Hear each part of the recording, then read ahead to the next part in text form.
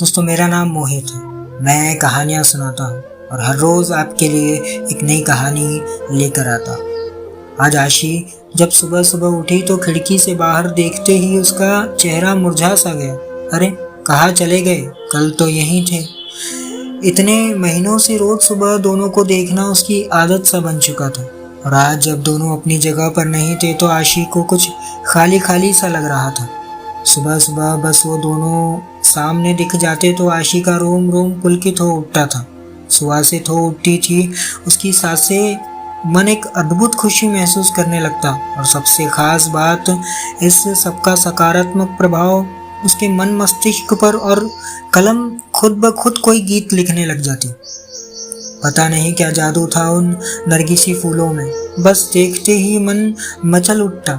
शायद असीम प्यार भरा था उनमें। आखिर उसी ने तो आशी को जन्मदिन पर यह गमला उसे उपहार में दिया था और फिर दोनों ने मिलकर उसमें नरगिसी फूलों का यह पौधा लगाया था।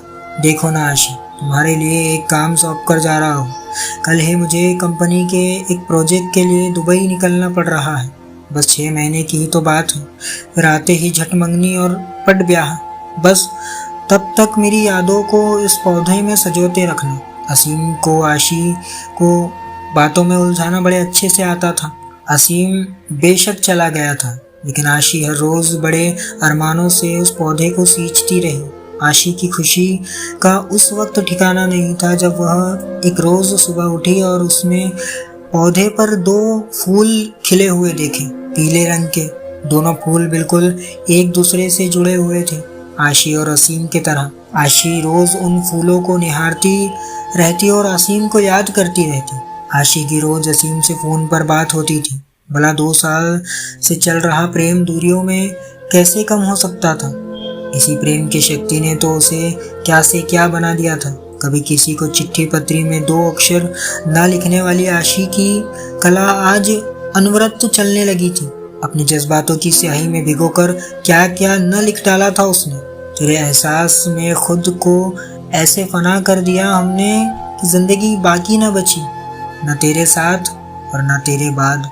पता नहीं कैसे एहसास थे जो दिल से निकलकर पन्नों पर निखरते जा रहे थे, बिखरते जा रहे थे। जब भी मन होता आशी उन नरगिस के फूलों को निहारते हुए खिड़की के पास कागज कलम लेकर बैठ जाया करती थी।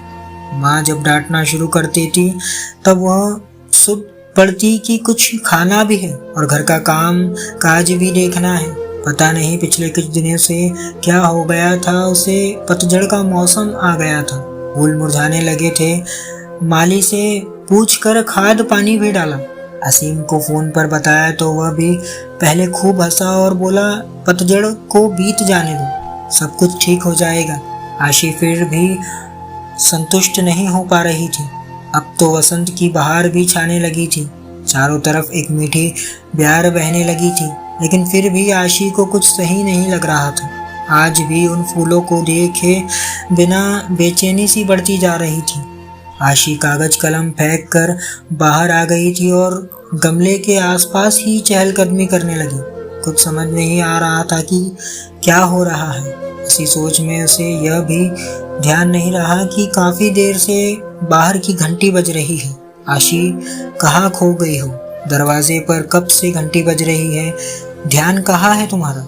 माँ ने दरवाजे की ओर जाते हुए पूछा। इससे पहले आशी संभल पाती, दरवाजे पर असीम खड़ा हुआ था, मुस्कुराते हुए हाथों में वही नरगिसी फूल लिए। दोस्तों हर रोज नई कहानी सुनने के लिए अभी हमारे चैनल को सब्सक्राइब कर लीजिए।